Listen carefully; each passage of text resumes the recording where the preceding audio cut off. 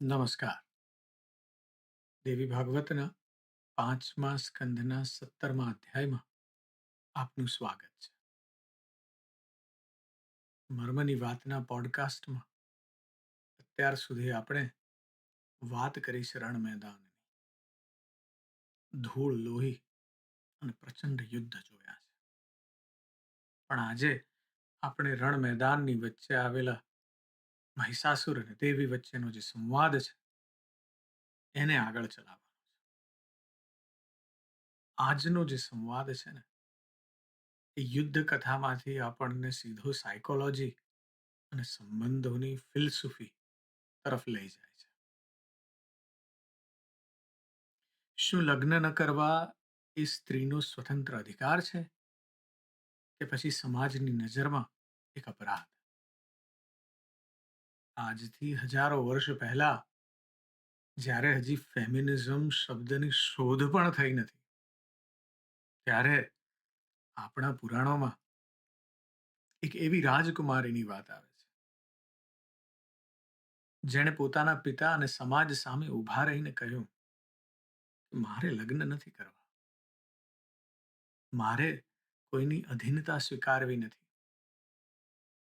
અને કોણ હતી એ રાજકુમારી? અને યુદ્ધના મેદાનમાં જીવ સટોસટની બાજી લાગી છે ત્યારે મહિષાસુર દેવીને આ વાત કેમ સંભળાવી રહ્યો છે? આ ગૂઢ રહસ્ય પર, આ મર્મની વાત પર આજે આપણે પડદો ઉઠાવવાનો છે. ગયા અધ્યાયમાં આપણે સાંભળ્યું કે મહિષાસુર સમજી ગયો હતો કે આ બળથી તો દેવીને હરાવી શકાશે નહીં. એના બધાય મંત્રીગણનો નાશ થયો છે. એટલે હવે એણે એક છળનો આશરો લીધો છે.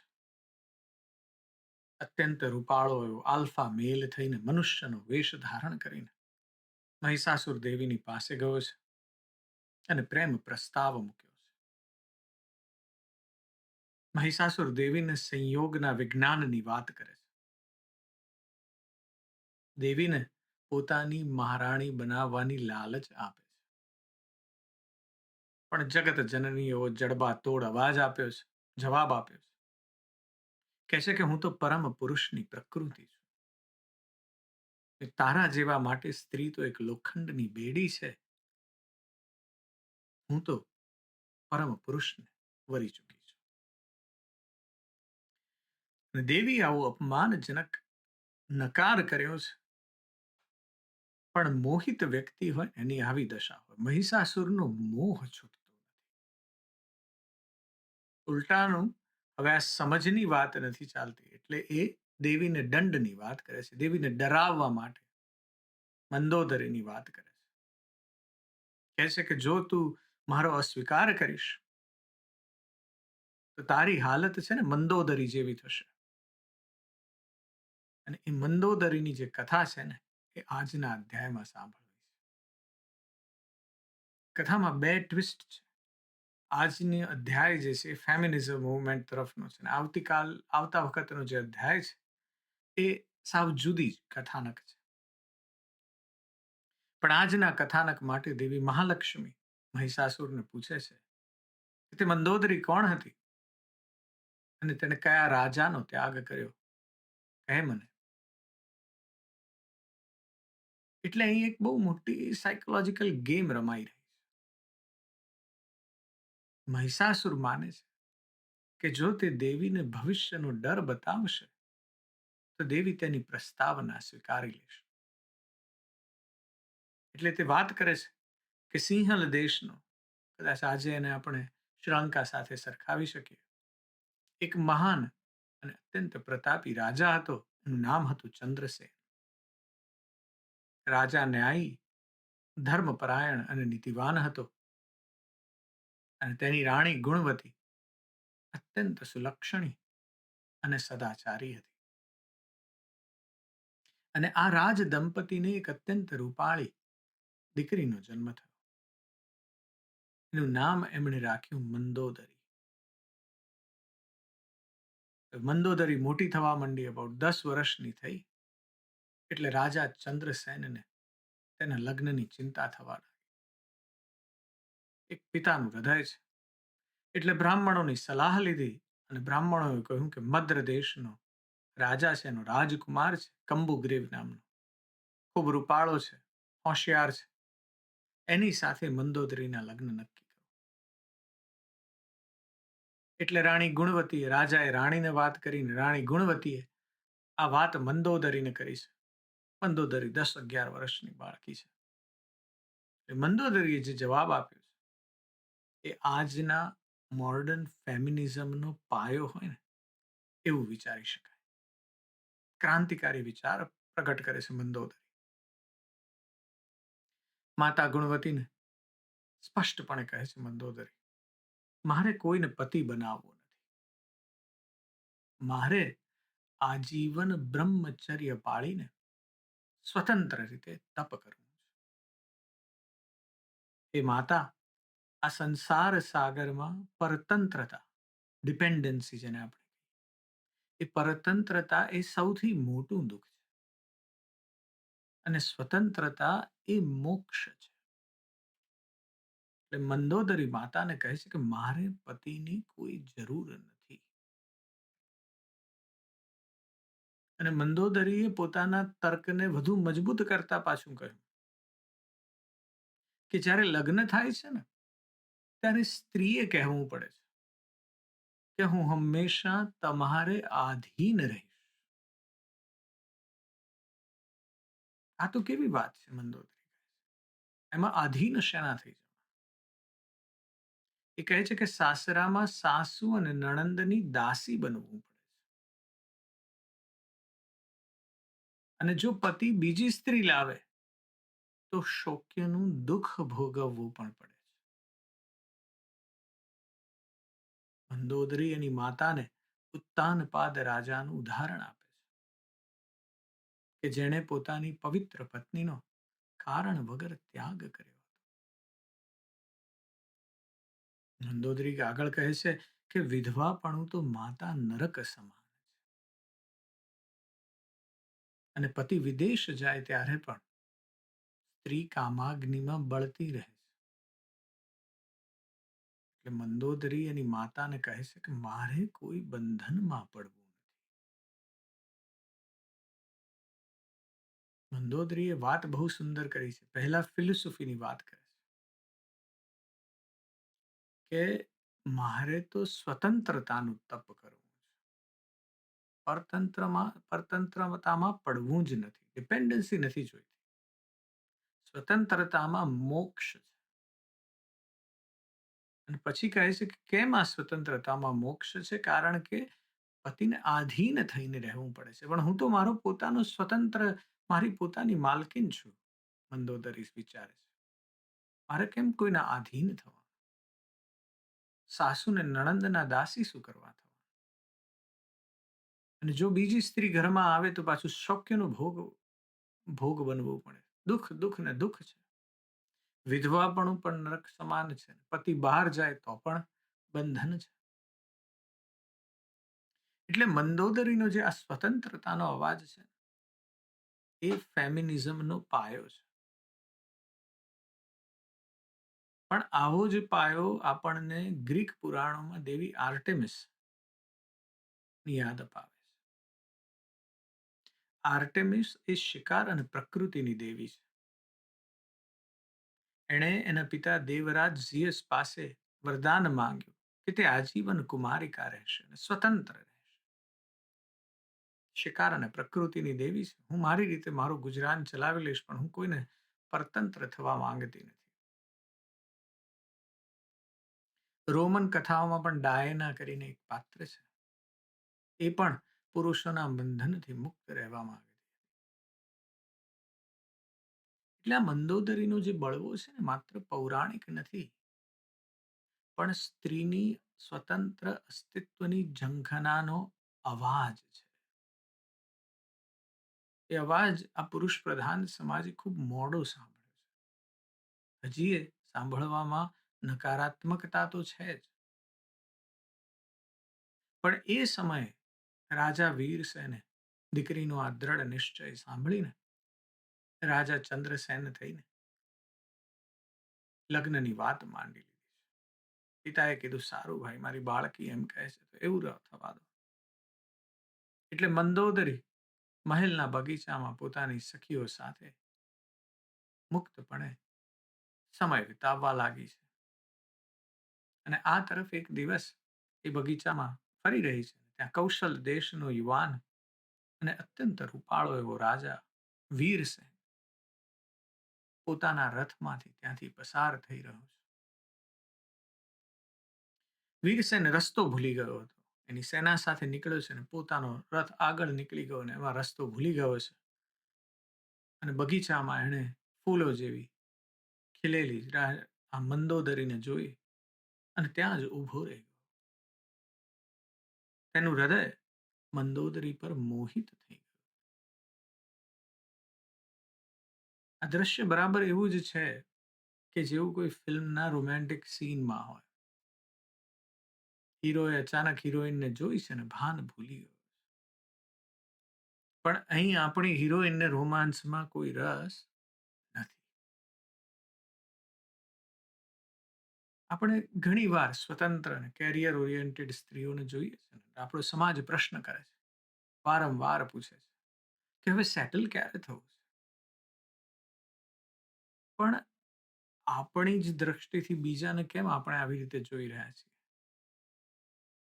પણ આ સ્ત્રીઓનું લક્ષ્ય માત્ર તેમના સિદ્ધાંતો અને એમની સ્વતંત્રતા છે. બીજાનું લક્ષ્ય જુદું હોઈ શકે. અને વીરસેન જે છે ને એ એવા જ સમાજનું પ્રતીક છે જે સ્ત્રીને માત્ર એક પત્નીના સ્વરૂપમાં જોઈ શકે છે. એટલે વીરસેને મંદોદરીની દાસીને બોલાવી. ત્યાં દાસીઓ આજુબાજુ ઊભી છે. આ કમલ નયની કોણ છે? પણ દાસીએ કશું કહેતા પહેલા વીરસેનનો પોતાનો પરિચય માંગ્યો. એટલે વીરસેને કહ્યું કે હું તો કૌશલ્ય દેશનો રાજા છું. દાસીએ પછી જવાબમાં કીધું કે આ રાજા ચંદ્રસેનની પુત્રી મંદોદરી છે. વીરસેને દાસીને જઈને કહ્યું કે તું તારી રાજકુમારીને જઈને કહે કે હું કુકુત્સ વંશનો રાજા છું અને મને ગાંધર્વ વિવાહથી આ યુવતીને મારી પત્ની બનાવવા માંગુ છું. અને મારે કોઈ પત્ની નથી એટલે હું હંમેશા તેને અનુકૂળ થઈને રહીશ. એટલે દાસી જે છે ને આ સમાજનું બીજું પાત્ર છે. એ મંદોદરી પાસે ગઈ છે અને સમજાવવા લાગી છે. અને દાસીએ જે તર્ક આપ્યા છે એ આપણા સમાજની પરંપરાગત વિચારધારા છે. દાસી કહે છે કે જો કેવો સુંદર અને બળવાન રાજા સામેથી તારી પાસે આવે છે,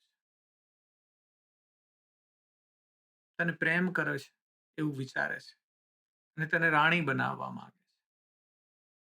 આ બાજુ બીજા સ્ટેક હોલ્ડરની વાત કરે છે કે તારા પિતા છે એ તારી કુંવારી અવસ્થા જોઈને ચિંતામાં નિશ્વાસ નાખે છે. અને પછી છેલ્લે ધર્મની વાત કરે છે કે મનુ ભગવાને પણ કહ્યું છે કે પતિની સેવા કરવી એ જ સ્ત્રીનું સનાતન ધર્મ છે. એટલે ત્રણેય તરફથી વાત કરે છે. મંદોદરી ત્યાં વચ્ચે ઊભી છે પણ પહેલા કહે છે કે આ પુરુષ છે તને પરણવા માંગે છે. એની પાસે ધન છે, રાજા છે, શક્તિ છે, સુંદર દેખાવડો છે. બીજી બાજુ તારા પિતા છે. તારા પિતાને તારી ચિંતા છે. તું પરણતી નથી એટલે સમાજમાં એમની પણ સ્ટેન્ડિંગ, એમની પણ હાયરાર્કીમાં નીચે જોવાય, ચિંતામાં છે. અને ત્રીજી તરફ ધર્મ છે અને એના દ્વારા કે પતિની સેવા કરવી એ જ સ્ત્રીનો સનાતન ધર્મ છે.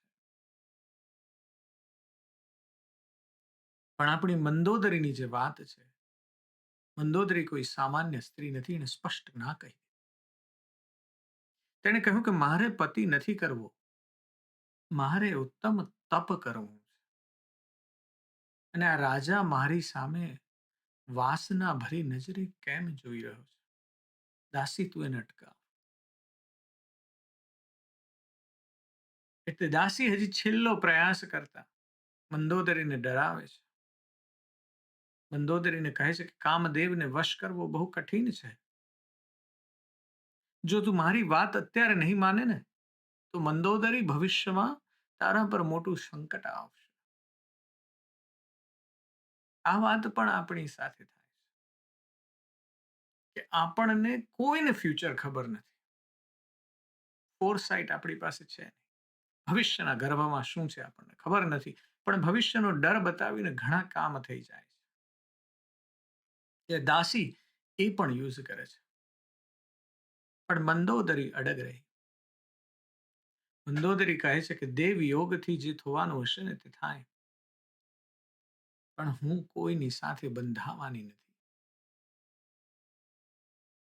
એટલે દાસીએ જઈને વીરસેનને આ નકારની વાત કરી કે અમારી પ્રિન્સેસ, અમારી કુંવારી, આ જે કુમારી છે એ તમારી જોડે લગ્ન કરવાની ના પાડે છે. એટલે નિરાશ થઈને વીરસેન પોતાની સાથે સેના સાથે પોતાના દેશ પાછો ફર્યો. એટલે મહિષાસુર આપણને થાય કે આ વાત દેવીને કેમ કહી રહ્યો છે. એટલે દેવીને કહેવા માંગે છે કે જેવી રીતે મંદોદરીએ એક સારા રાજા વીરસેનનો અહંકારમાં ત્યાગ કર્યો ને, અને પછી એને જે ભવિષ્યમાં સંકટ ભોગવવું પડ્યું છે એની વાત આપણે આવતા અધ્યાયમાં કરવાની છે. પણ એવી જ રીતે જો તું દેવી મારા ત્રિલોકના વિજેતા મહિષાસુર અસ્વીકાર કરીશ ને, તો તારે પણ ભવિષ્યમાં રડવાનો વારો આવશે. મહિષાસુર અહીં કામદેવ અને ભવિષ્યના ભયનો ઉપયોગ એક હથિયાર તરીકે કરી રહ્યો છે. એને ક્યાં ખબર છે કે આ ભવિષ્યની સામ્રાજ્યની તો એની સામે જ ઊભી છે. પણ આવી જ ઘટનાઓ ઘણી બની છે દુનિયાના અનેક દેશોમાં. આપણા ભારત દેશમાં 12મી સદીની કથા છે અક્કા મહાદેવીની. કર્ણાટકના મહાન સંત કવિયત્રી અક્કા મહાદેવી થઈ ગયા. ખૂબ રૂપાળા હતા. તેનો સ્થાનિક રાજા હતો, માતા પિતા સામાન્ય ઘરના પણ ખૂબ રૂપાળા અક્કા મહાદેવી. ત્યાંનો જે રાજા હતો એને જોયું અને એમના રૂપ પર એટલો મોહિત થઈ ગયો. એનું નામ કૌશિક હતું. એટલે ગમે તે ભોગે એણે કીધું કે આ મહાદેવીની સાથે મારે લગ્ન કરવા છે. પ્રસ્તાવ મૂક્યો એના માતા પિતા સામે. અને એવી બે ઘટના છે, બે જુદા જુદા વાતો છે. એક વાત એવી છે કે અક્કા મહાદેવીએ રાજાના પ્રસ્તાવનો સ્પષ્ટ ઇનકાર કરી દીધો. અને બીજી એવી વાત છે કે અક્કા મહાદેવીએ શરત મૂકી, 3 શરતો મૂકી કે મારે જે કરવું હશે એ કરીશ. મારે જેની જોડે વાત કરવી હશે એની જોડે વાત કરીશ. એવી 3 જુદી જુદી શરત મૂકી અને રાજાએ કીધું હા. અને એમના લગ્ન થયા અને એમાં રાજાએ પછી પોતાનો પુરુષ ભાવ દેખાડવાનું ચાલુ કર્યું. અને અક્કા મહાદેવીએ કહ્યું કે આ તું મારા તે વચન આપ્યા છે ખોટા કર્યા છે, એટલે હું હવે ચાલતી થઉં છું. બીજી કથા એવી છે કે અક્કા મહાદેવીએ પ્રસ્તાવને જ ઠુકરાવી દીધો. પણ મંદોદરીની જેમ અક્કા મહાદેવીનો તર્ક ખૂબ સ્પષ્ટ હતો કે મારો આત્મા તો પહેલેથી જ ભગવાન શિવ એટલે ચૈન મલ્લિકાર્જુન એવું નામ છે એમની સાથે પરણેલો છે.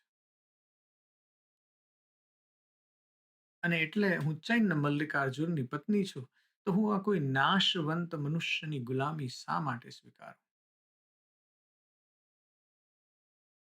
શૈલ પર્વત પર રહેશે મારો રાજા.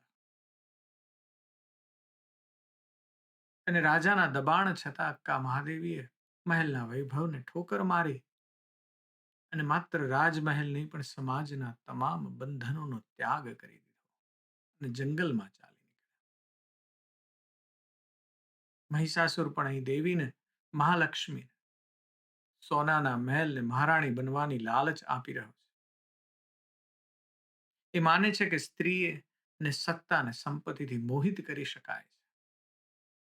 પણ સમજતો નથી કે સ્ત્રીએ અને જે સ્ત્રીએ પોતાના આત્માને પરમાત્મા સાથે જોડી દીધો છે, આ તો કહે છે કે હું એ પુરુષની પ્રકૃતિ છું. અક્કા દેવી હોય કે મંદોદરી, તેના માટે આ દુન્યવી રાજાઓનો પ્રસ્તાવ માત્ર લોખંડની બેડી સમાન છે. પણ આ થઈ એક ધર્મની વાત. બીજી બાજુ પોલિટિક્સની વાત. 16મી સદીમાં ઇંગ્લેન્ડની મહારાણી એલિઝાબેથ પ્રથમ, ક્વીન એલિઝાબેથ ધ ફર્સ્ટ, જેને ઇતિહાસમાં વર્જિન ક્વીન તરીકે ઓળખવામાં આવે છે. એલિઝાબેથ જ્યારે સત્તા પર આવ્યા ને ત્યારે સ્પેનનો અત્યંત શક્તિશાળી રાજા હતો ફિલિપ ફિલિપ ધ સેકન્ડ, અને એના સહિતના દુનિયાના અનેક રાજાઓએ એલિઝાબેથને લગ્નનો પ્રસ્તાવ મોકલ્યો હતો. પણ એ જમાનાનો નિયમ એવો હતો કે જો કોઈ રાણી લગ્ન કરે ને તો એના શાસનની બધી જ સત્તા તેના પતિના હાથમાં જતી રહે. મંદોદરીએ આગળ જે પરતંત્રતાનો ભાવ પ્રગટ કર્યો હતો ને, એનો જે ભય વ્યક્ત કર્યો હતો, એ જ વાત એલિઝાબેથ રાજકીય રીતે સમજી ગયા હતા. એટલે સ્પષ્ટ શબ્દોમાં રાજાઓના પ્રસ્તાવ ઠુકરાવી દીધા અને ઐતિહાસિક જાહેરાત કરી કે હું ઇંગ્લેન્ડ સાથે પરણેલી છું, અને ઇંગ્લેન્ડને મહાસત્તા બનાવવાનું સૌથી મોટું જો ડગલું ભર્યું હોય ને તો એલિઝાબેથ ફર્સ્ટે ભર્યું છે. ઇંગ્લેન્ડને ગ્લોબલ મહાસત્તા, એક નાનકડા ખોબા જેવડા દેશને મહાસત્તા બનાવી. દેવી ને મહિષાસુરના સંવાદમાં પણ આ જ પ્રકારનું પાવર ડાયનામિક્સ છે. મહિષાસુર કહે છે કે હું તમારો દાસ બનીશ, પણ હકીકતમાં તે લગ્નના નામે દેવીની સ્વતંત્રતા અને શક્તિ છીનવવા માંગે છે. એટલે આ એલિઝાબેથ હોય કે મંદોદરી, તેમણે સાબિત કર્યું છે કે સ્ત્રી પોતાનું સામ્રાજ્ય સ્વતંત્ર રીતે ચલાવી શકે છે, અને સ્ત્રીને સંપૂર્ણ બનવા માટે કોઈ રાજાના સહકારની જરૂર નથી. પણ અહંકારી પુરુષ જે છે એનો મોહ હંમેશા લગ્નના નામે સ્ત્રીની સ્વતંત્રતાનો સોદો કરવાનો હોય છે. મહિષાસુર એનું પ્રમાણ છે. સમોવડી નથી જોતા, એને નીચે જોવે છે. અને સ્વતંત્રતાનો સોદો હોય ત્યાં દેવી ક્યાંથી આવવાના. એટલે આજનો જે અધ્યાય છે ને મર્મ અત્યંત ગહન છે. મંદોદરીની કથા એક સ્ત્રીના બળવાની કથા નથી, બળવો નથી કરી રહી, પણ મોહ અને મુક્તિ વચ્ચેની પસંદગીની કથા છે. મંદોદરીએ જે પરતંત્રતાની વાત કરી છે તે આધ્યાત્મિક રીતે જોઈએ ને તો માયાની પરતંત્રતા છે. જીવાત્મા એટલે કે આપણો આત્મા છે ને જ્યારે સંસારના વિષયો સાથે જોડાણ કરે છે, એટલે કે લગ્ન કરે છે, ત્યારે તે પરતંત્ર થઈ જાય છે. મહિષાસુર દેવીને ડરાવવા માંગતો હતો, પણ ભૂલી ગયો કે દેવી તો સ્વયં કાળની નિયંત્રક છે. જ્યારે દુનિયા આપણને કહે છે કે જો તું સમાજના નિયમોને નહીં માને ને તો તારો વિનાશ થશે, ત્યારે મંદોદરીની જેમ અડગ ઉભા રહી શકવું ને એ સાચો ધર્મ છે. કારણ કે ભય બતાવીને પ્રેમ ક્યારેય મળતો નથી. ભય વિના પ્રીતિ નાહી એવી વાત છે. પણ જો ભયથી પ્રેમ થયો હોય ને તો પ્રેમ લાંબો સમય ટકે જ નહીં. અને મહિષાસુરનો મનોવૈજ્ઞાનિક દાવ આપણને ખબર છે કે નિષ્ફળ જ જવાનો છે. આવતા અધ્યાયમાં આ મંદોદરીની જે કથા છે ને આખી ઊંધી પલટાઈ જવાની છે. મહિષાસુર એના દ્વારા પોતાના પાસા ફેંકવાનો છે. પણ એની વાત આવતા અધ્યાયમાં કરીશું. ત્યાં સુધી આ સ્વતંત્રતા અને સિદ્ધાંત વિશે સતત મનન કરતા રહેજો. આજે બસ આટલું જ. હું તમારી અંદર બેઠેલા તે પરમ તત્વને પ્રણામ કરું છું. નમસ્કાર.